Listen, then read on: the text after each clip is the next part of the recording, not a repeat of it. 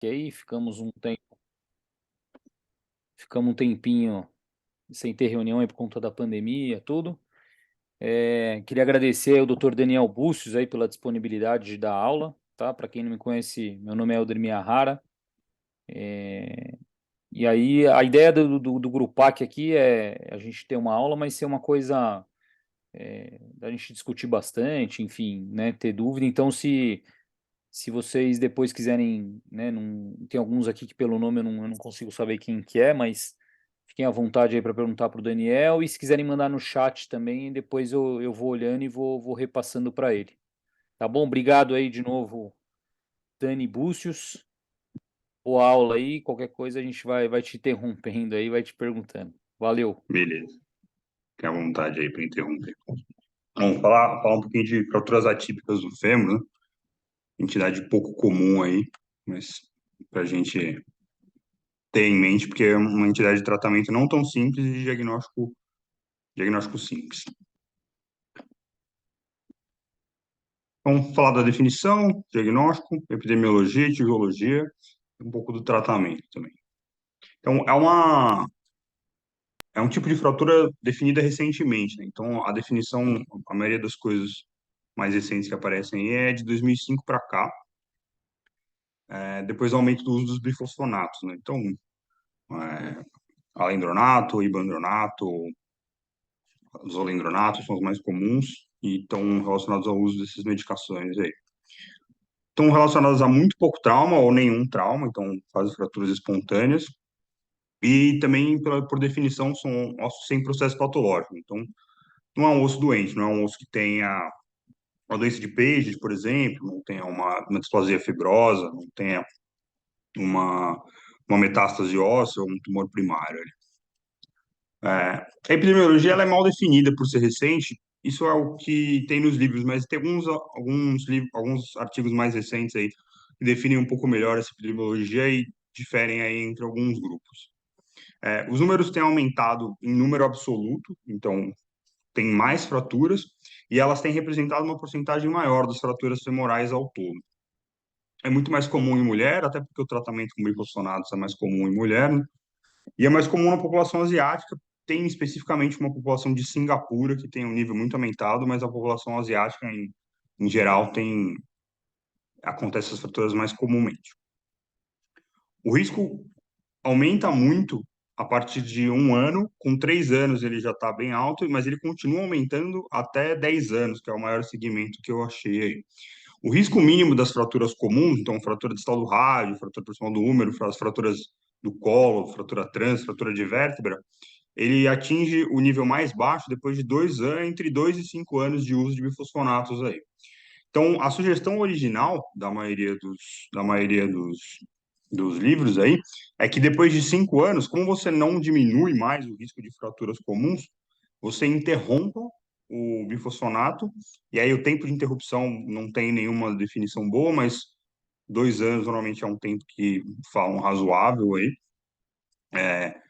Você interrompa para diminuir o risco de fraturas atípicas.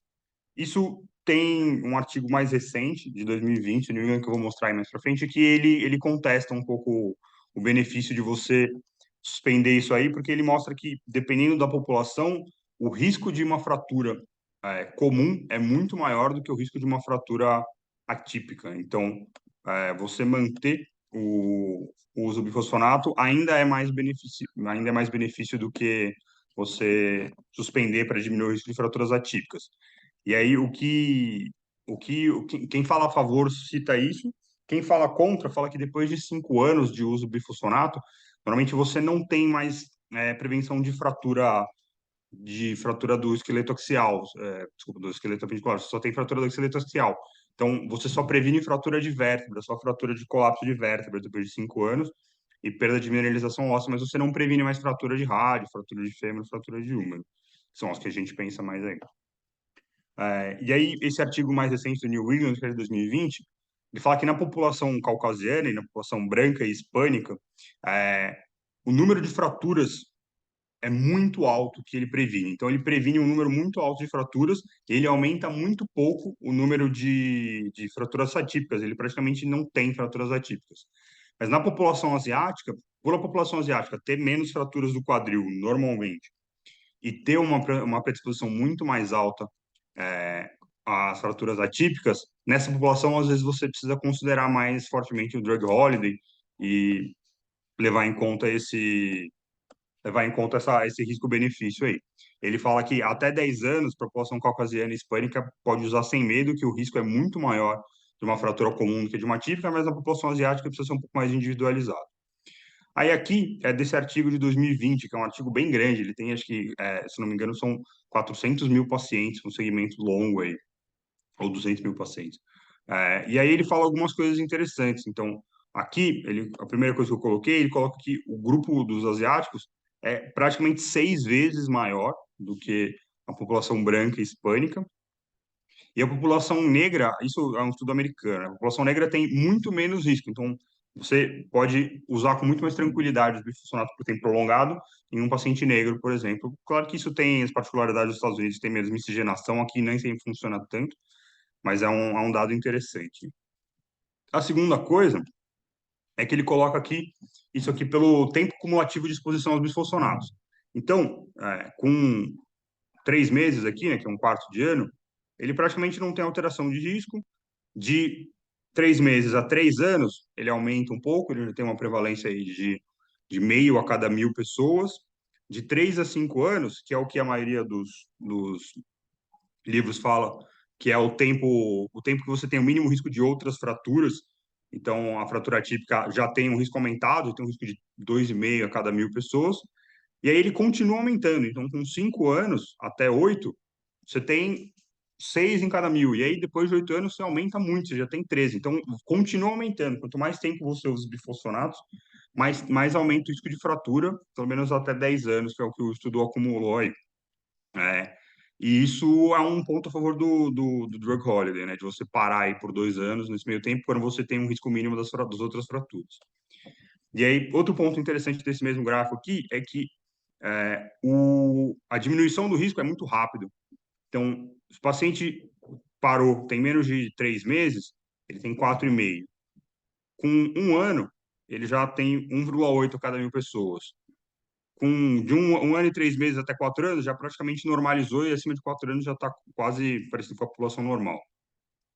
Ele coloca aqui também isso, que o paciente já fumou, poderia ser um risco de proteção, mas não tem significância estatística. E um ponto que ele cita bastante nesse artigo é que pacientes que têm uso concomitante de glicocorticoide e bifosfonato têm um risco bastante aumentado em todas as populações.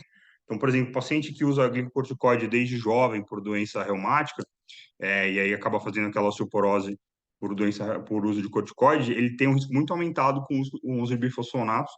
Então, são pacientes que você tem que tomar um pouco mais de cuidado. São pacientes talvez considerar uma terapia com teriparatida aí, que não tem risco de fratura típica, porque até o denosumab tem também o risco de fratura típica.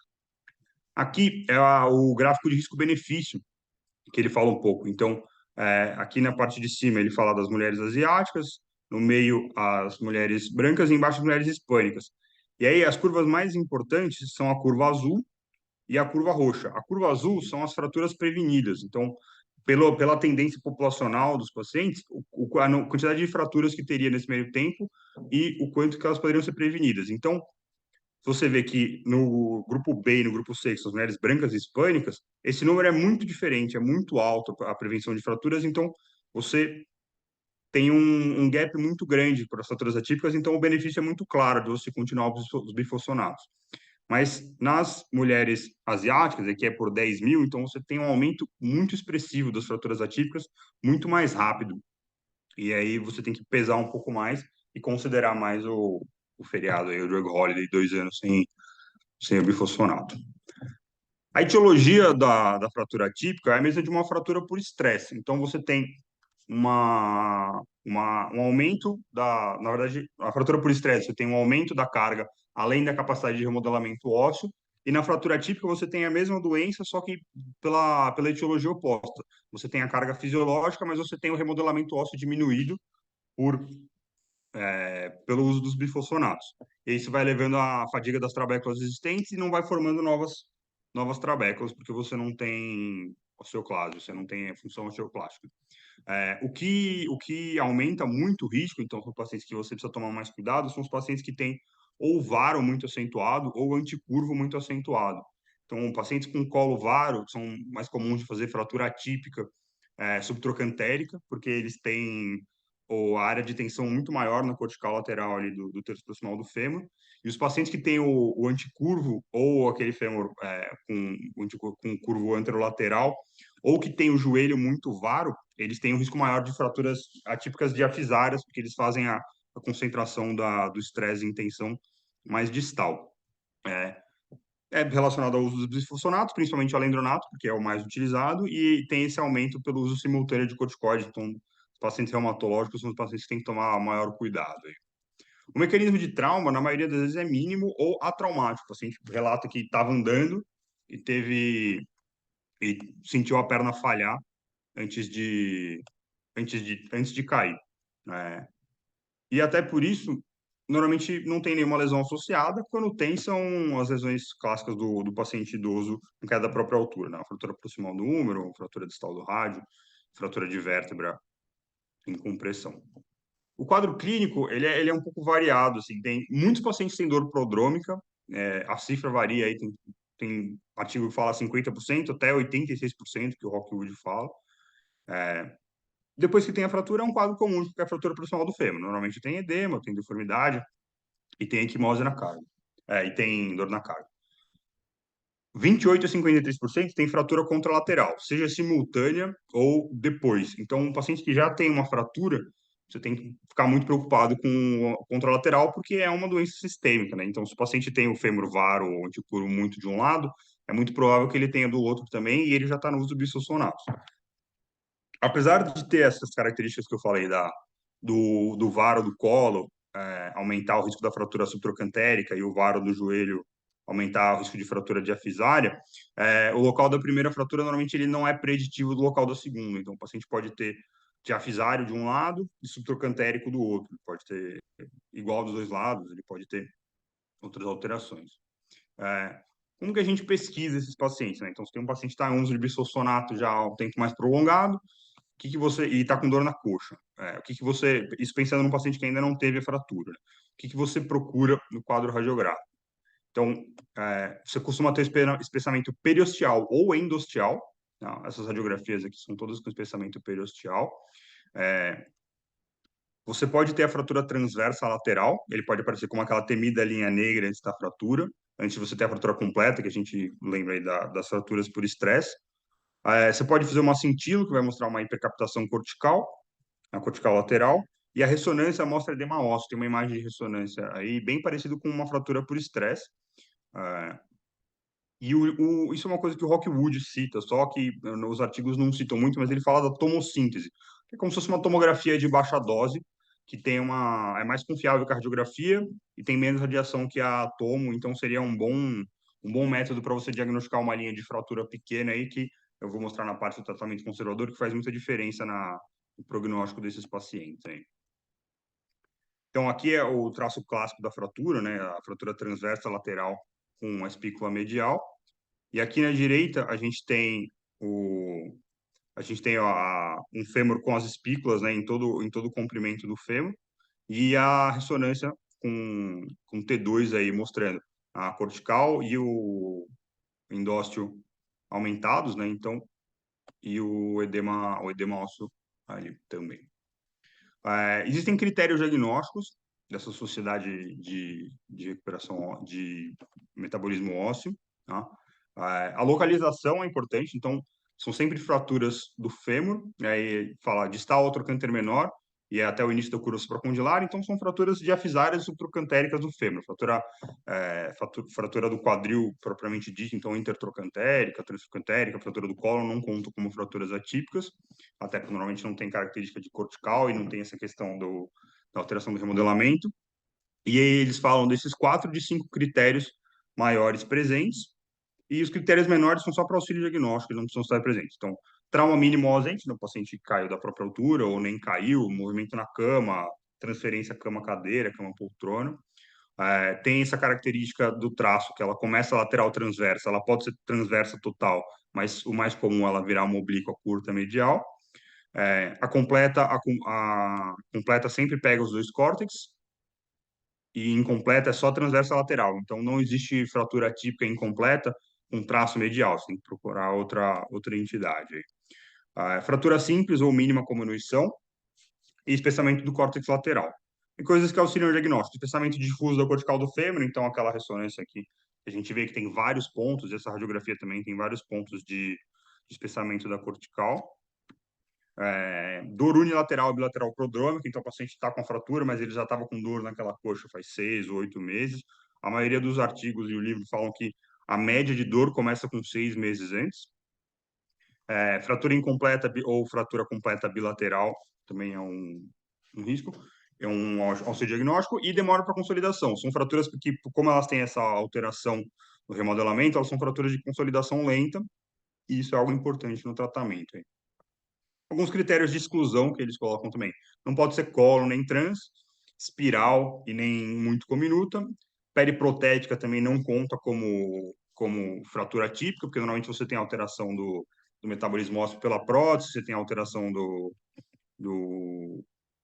da resistência óssea pela prótese, você tem todas as alterações aí características de uma prótese, seja cimentada ou não cimentada, as duas aí não caracterizam como fratura típica. E não pode ter nenhuma evidência de tumor ou doença óssea. Então, nenhuma infecção, nenhuma metástase, nenhum cisto ósseo, nada disso. Tudo isso não conta como fratura atípica. Né? Tratamento conservador. Ele só pode ser usado se for incompleto. Tá? Mesmo nas incompletas, ele tem um tratamento limitado, porque esses normalmente são pacientes idosos, você vai tirar carga por 2 a 3 meses, você vai atrapalhar bastante a vida desses pacientes. Completa desviada não tem uso, porque você tem um risco muito grande de não união. Tá? As indicações, então, mínima alteração radiográfica e clínica, ressonância anormal sem alteração radiográfica, então, o paciente tem fratura não desviada aí. O paciente tem que conseguir proteger a carga, sem aumentar o risco de queda, então ele tem que conseguir usar a muleta bem ou o andador bem, sem aumentar o risco de queda, ele fazer outra fratura, fazer um TCE. Tem que ser um paciente que vai fazer um acompanhamento de perto, ele tem que ser colaborativo. E contraindicações relativas aí, dor intratável, o paciente tira a carga e não melhora nada da dor. E fratura subtrocantérica com dor, normalmente pelas características de carga fisiológica ali, então como tem muita carga na cortical lateral subtrocantérica ali, se tem dor, normalmente a indicação é de tratamento cirúrgico. E por que tudo isso, né? Por que esses critérios? Se você não tem linha de fratura visível na cortical lateral, então você não tem, na radiografia você não vê nada, você só vê o espessamento. Não tem desvio e você vê o edema na ressonância, você tem próximo de 100% de não união. Mas se você tem qualquer linha de fratura visível nas radiografias, você tem só 20% de chance de união, entre 18 e 25 aí, os artigos que eu achei. Então, você tratar uma fratura atípica que tenha um traço de fratura visível já conservador, é uma aposta ruim. Você vai ter, no máximo, 20% de chance de sucesso aí. Tá? Tratamento cirúrgico. Todas as desviadas têm que ser operadas, igual fratura trans, igual fratura de colo. Você não operar, você está condenando esse paciente aí a um período longo de ficar acamado e todos os problemas do imobilismo aí. Então, você só não opera se for risco de morte imediata, então, paciente moribundo, paciente que não vai aguentar anestesia. O implante ideal é uma haste cefalomedular longa, porque você protege o fêmur inteiro, como é uma entidade que pode alterar qualquer parte do fêmur, da subtrocantérica até a diáfise. Você fazer uma haste simples, então uma haste não cefalomedular, você aumenta o risco de fratura do colo ou uma fratura trans ali. Isso você tem que levar em conta que são pacientes que já são osteoporóticos, né? Eles estão em uso de bifosfonato porque eles são osteoporóticos, então você não pode ignorar a característica prévia do osso daquele paciente.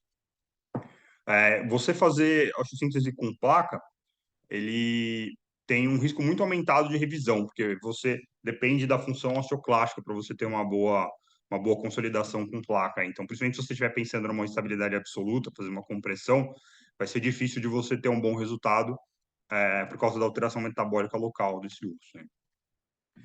Esses detalhes são de uma aula de um americano, da Associação de Trauma Americano, que ele fala de algumas dicas, assim. Então, paciente com fêmur muito vário, curvado, que são os pacientes que mais comumente têm fratura típica, você tem que tentar procurar haste com menor raio de curvatura, então haste com a curvatura mais acentuada, né? Você rodar a haste externa, então a haste ela normalmente tem aquele antecurvo dela, você rodá-la um pouco externo pode facilitar um pouco você acertar um fêmur com uma curvatura anterolateral aí. tentar chegar no ponto de entrada mais possível, porque essas fraturas elas tendem a ficar em valgo na fixação por causa desse fenômeno aqui que você tem o espessamento da cortical, e a cortical esse espessamento vai empurrar a haste, na verdade vai empurrar o fragmento, e acaba deixando em varo aí. Então ele recomenda você ou começar com a fresa rígida e descer a fresa rígida até o meio da diáfise, ou você abrir o foco e fazer como se fosse uma osteotomia endosteal aí para limpar essa alteração na cortical, esse espessamento para facilitar a passagem da haste, né? Uso de Polar, se precisar. E se a deformidade for impraticável, apesar do aumento do risco de revisão com a placa, você fazer a melhor fixação possível com uma placa para conseguir fugir aí da deformidade do paciente. E uma coisa que tem que considerar, a mesma coisa que eu tinha falado anteriormente do risco da haste simples, não cefalomedular, né? Você tem que avançar devagar, você tem que não pode ser movimentos intempestivos. É um paciente, normalmente é um paciente muito porótico com osso ruim, que você tem um risco grande de fazer uma fratura iatrogênica ali no intraoperatório ou perfurar a cortical com a haste, tem que ir com mais cuidado. Aqui é só um exemplo de síntese dessa aula desse americano. Vê que ele coloca uma placa lâmina, mas ele coloca também uma placa Recon aí secundária. Ele faz uma compressão no foco de fratura aqui com parafuso pela placa. Então ele tem que fazer uma fixação com síntese bem elaborada. Como são fraturas que têm um risco muito alto de não união, e mesmo as que consolidam, elas têm uma consolidação retardada, você precisa de um implante que vai aguentar esse período de consolidação. Então, você não pode fazer uma fixação, você não pode fazer uma síntese com implantes que não vão dar sustentação suficiente aí. Você precisa aguentar pelo menos o período de consolidação aí de uns 3 a 6 meses. A fixação profilática, que é uma coisa que se discute. Você tem um paciente que usa bifosfonato, tem as características do fêmur aí, ou o fêmur muito antecurvo, ou varo, ou ele tem um fêmur normal, mas ele tem essas alterações na cortical já bem difusas, tem dor. Quando que você fixa profilático? Por que é controverso? Porque é uma cirurgia invasiva, uma cirurgia grande, num paciente que normalmente não é um paciente clinicamente tão bom, mas os resultados nas fixações profiláticas são muito bons, porque o paciente normalmente não vai ter nenhum período de ficar acamado, ele vai andar no primeiro dia pós-operatório, a cirurgia é muito mais rápida, você perde, sei lá, 10, 15 minutos a menos, uma cirurgia de 40 minutos aí, para você fazer a haste. E tem algumas recomendações muito fortes aí, que é o fêmur com uma incompleta, principalmente subtrocantérica, com fêmur varo. Você vai manter a carga naquele local, mesmo que você tire a carga do paciente, você continua tendo a carga fisiológica do músculo só pelo uso do glúteo médio ali. É, Se você tem uma fratura atípica contralateral e um fêmur com característica de atípica desse lado, você tem que pensar em fixar, porque são pacientes que vão ter um risco muito aumentado. É, Fratura subtrocantérica, pelas características mecânicas locais ali, então o risco é muito aumentado. E paciente que depois de 2, 3 meses de tratamento conservador não tem melhora nenhuma da dor, você pode fazer uma fixação profilática para o controle da dor do paciente, e aí você também já resolve o risco de fratura mais para frente. As complicações mais comuns aí são atraso de consolidação e a não união. O tratamento da não união é o tratamento de qualquer não união. Você tem que fazer a troca da haste, melhorar a redução se for necessário, pode dar compressão e colocar enxerto. A teriparatida, ele tem evidência anedótica de melhora, mas não tem nada científico. Como é uma doença incomum, uma fratura atípica, né, uma fratura de pouca prevalência, não tem nenhum estudo robusto sugerindo a teriparatida, mas a teriparatida, a vitamina D e o cálcio são parte importante do tratamento, porque são pacientes que você tem que recuperar o remodelamento ósseo. Então, esses pacientes são sempre pacientes que têm que ser acompanhados normalmente por um endócrino, por alguém que tenha mais experiência com o manejo da parte osteometabólica desse paciente, porque normalmente ele vai sair do bifosfonato, vai ter que entrar com vitamina D e cálcio, se ele já não tiver, e às vezes trocar para teriparatida para você diminuir o risco de novas fraturas e para você facilitar a consolidação desses pacientes. Hein? Eu acabei usando o Rockwood, esse artigo do New England, essa aula desse americano, e tem mais uns artigos que eu acabei não colocando aí. Mas é isso aí. Alguém quer perguntar alguma coisa? Quer que eu volte algum slide? Dão, Lumbagol, Mazi, Torres, Camilão tá Ô, aí também. Lucião, pô, Fala legal, aí. muito bom a aula aí, umas coisas aí que eu não sabia não, e Cara, uma pergunta que eu tenho aí do trabalho, cara, só uma dúvida, não sei como é que Hum, você falou que é um trabalho bastante paciente aí tudo. sim. Nesse trabalho, esses pacientes que ele fala de risco aumentado de fratura, tudo, ele só considerou as fraturas completas. Ou quando o paciente já tinha um pródromo de dor, assim, ele já considerava como, Não, ele como considera não as operadas também, ele considera as que ele tratou conservador também. Então, fratura, paciente com dor na coxa, que na radiografia ou na ressonância ele viu as características aí da fratura típica, ele já considera como fratura típica também, porque ele já considera que tem que tratar. Então, você tem que tirar carga, você tem que fixar profilático, então ele leva em conta esses pacientes também. beleza. Guilherme, pode falar aí, De está com acordo algum com as comentário? autoridades locais da Anvisa, o uso da máscara gente. permanece a bordo. Boa noite, gente. Estão me ouvindo? Boa noite.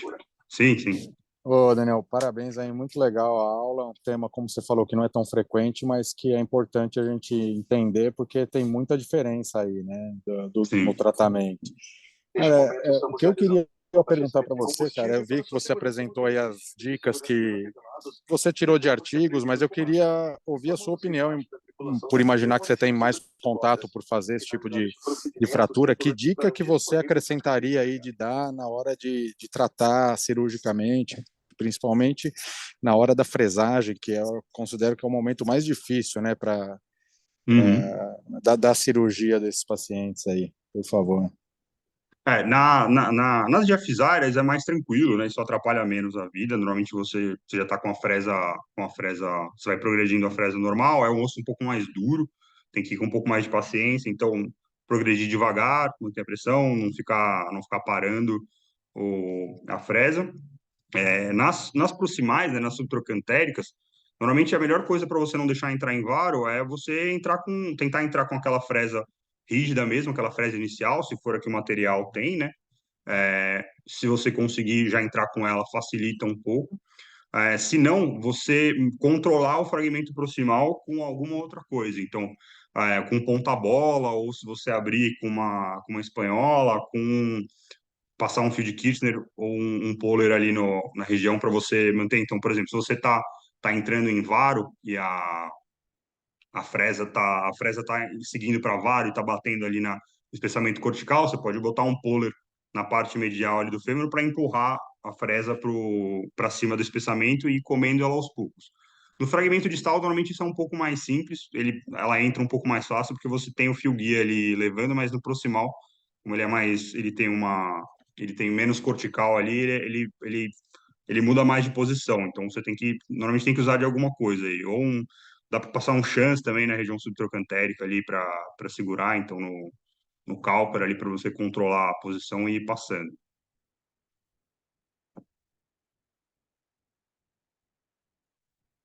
Maravilha, obrigado, hein? O Lucião, e uma pergunta aqui que, não sei, eu vi que tem outros colegas que fazem quadril também, não sei se eles quiserem, mas, cara, assim, apesar dele citar aí o tratamento conservador, tipo, você tem coragem de pegar um paciente que tem dor ali, tem só o espessamento cortical e Vou não falar que operar? Eu acho que eu não tenho essa coragem, não.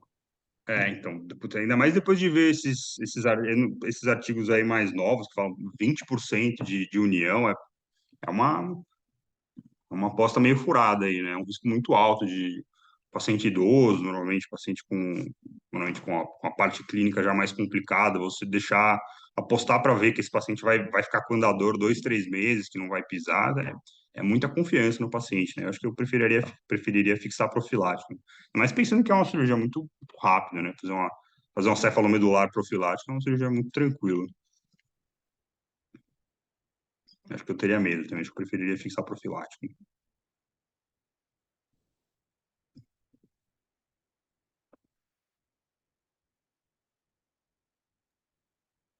E uma última pergunta que eu anotei aqui também, se algum colega quiser, Dr. Fábio Mazzi, Dr. Thomas Perlac aí, o Tyron, eu vi que também está online. Se vocês mexem nessa parte de medicamentos, se vocês têm o costume de mexer nessa parte medicamentosa, assim, que eu também, eu não, cara, eu não trato nada disso, assim, eu não, Então, até para suspender tudo, eu sempre encaminho, ou o paciente já tem alguém, né, que acompanhe. Mas se vocês têm o hábito de tratar isso, mesmo né, nem até na fratura típica, né? Porque aí a fratura já aconteceu, mas se no consultório, no dia a dia, vocês têm esse costume de ter um manejo aí de tratar essa parte osteoporótica.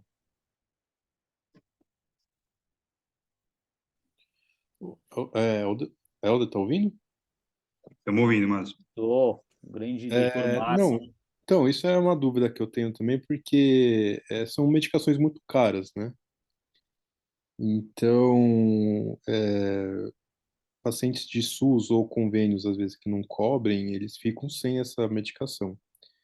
E aí seria o ideal suspender o alendronato ou o bisfosfonato e deixar sem nada. Isso é o que ele fala é assim, o ideal é você pensar na teriparatida, mas não é realidade, né? Tipo, é Exato. totalmente fora da realidade a teriparatida. Então, ele fala para você suspender e ajustar a vitamina D e o cálcio se ele não tiver otimizado já. Tá. E uma outra pergunta é quando fazer o lado contralateral profilático? Então, chega uma paciente com uma fratura atípica, quando optar por fazer assim, você vai esperar, você faria quando tivesse uma imagem de um espessamento lateral, ou um traço de fratura, ou já trataria sem nenhum sintoma, sem nada? É, isso eu acho que é bem controverso, né? Sim. Mas É, eu queria saber a sua opinião. Eu acho que eu trataria se tivesse sintomas, né? Se tivesse alguma dor, alguma coisa. eu Mas, acho que se tem sintoma ou se tem alguma alteração radiográfica, você fixa profilático. Se não tem, é complicado. Tem um caso que eu acho que você até deve lembrar, mas quando a gente era residente, uma paciente do IOT, que ela internou por uma fratura típica de um lado, tinha dor do outro lado, mas ela era uma paciente clinicamente muito ruim Eu era R1 nesse e caso. não fizeram em um tempo só. eu lembro. Acho que o Torres era R1 da enfermaria. E na época eu falei pro seu, quando você fizer o outro lado, ela vai morrer. Uma reunião da E geriatria, do trauma, e ela tinha CA de pulmão, ela tinha algumas outras é, comorbidades, e ela já era paliativa. é, é assim, claro que ela tinha imagem do outro lado, ela tinha dor do outro lado, mas era uma paciente muito ruim clinicamente. Então, assim, você E, tem que levar em consideração o seu paciente também. Se tem um paciente jovem que tem dor do outro lado, que tem um risco grande, ou você tem um paciente que tem um risco aumentado, que você acha que ele vai piorar muito rápido se ele tiver outra fratura, às vezes vale a pena você fixar mesmo sem sintoma, né? Mas é isso, é controverso, não tem receita de bolo para isso aí. tá, ok. Mas Obrigado. desculpa, esse caso da enfermaria, eu não entendi. O que ela não operou, é isso? Ela operou o lado da fratura, Não, então, e operou aí lá da fratura, o depois, outro lá. aí o outro lado, depois da cirurgia, eu não lembro por quê, mas não fizeram em um tempo só, decidiram fixar. E aí, na segunda cirurgia, ela faleceu. Ela tinha alteração radiográfica, ela tinha ela tinha dor na coxa. Mas aí, assim, ó, né, também não, acho que realmente o que o Mazi falou aí não tem receita de bolo, né, mas, cara, eu acho Exato. não, mas eu acho difícil você não operar, principalmente pelo seguinte, esse extremo de caso que vocês falaram, mas até porque no pós-operatório o paciente vai forçar mais o outro lado, né, É, então, assim, e aí você não opera, ele tem sintoma, e ele fratura, acho que talvez seja meio injustificável, assim, né? Então, nesses casos que tem a fratura de um lado, ou se você não conseguir fazer no mesmo tempo por alguma coisa clínica, eu prefiro até manter internado, né? Depois de uma semana, recuperou um pouco a parte clínica, eu operaria de todo jeito, assim. Eu não deixaria sem operar. Sem sintoma, não. Sem sintoma, acho que eu não operaria ninguém, mas com sintoma, com alguma coisa de pródromo ali, acho que seria melhor operar, né? E essa desculpa, foi essa paciente justamente a lógica faleceu. na época. Ah, Mas essa paciente, ela faleceu durante a cirurgia? Não, Não, foi no acho que no pós-operatório. primeiro PO. Você Então, lembra, Tuzi? provavelmente foi Eu não sei se TEP. não sei se foi no primeiro, não. Ela chegou a ficar um tempo na UTI, só que ela realmente respondeu muito mal no pós-operatório. E ela acabou Isso aí. realmente falecendo. Mas não foi no Provavelmente primeiro PO, não. provavelmente o residente que estava cuidando dela não deu uma atenção. Ela tá bem assistida. Chefe, então, isso, no caso do senhor, o paciente teve uma fratura subtroncotérica, contralateral, tem alteração radiográfica e não tem sintoma. O senhor fixaria ou não fixaria? Ah, eu fixaria, cara. Inclusive, assim, vamos supor, sei lá, o paciente não tem dor. Você faz uma radiografia para alguma outra coisa e eu vejo imagem, cara. Não, lógico, tudo é de conversar com o paciente, mas assim, eu acho muito complicado você não tratar. Por isso que eu falei pro Búcio se, né, e vocês aí, se alguém teria coragem de tratar conservador uma fratura, né, uma fratura não, né, uma paciente que já tem pródromo, porque eu acho que a grande, que assim, você vai passar de uma cirurgia sem desvio, então sem as dificuldades que o Búcio comentou aí, que o Guilherme perguntou, para uma, né, para uma cirurgia que começa a complicar. Então, até alteração de exame de imagem, nesse caso de fratura típica, eu acho que tem que conversar bem com o paciente familiar sobre fazer a fixação, eu acho isso, né? Fixação profilática rápida, entendeu? Eu não sei, eu acho isso, até independente de um pouco de sintoma clínico. Eu concordo. O paciente já quebrou um lado, ou tá muito esquisito a radiografia, é muito mais fácil fixar profilático.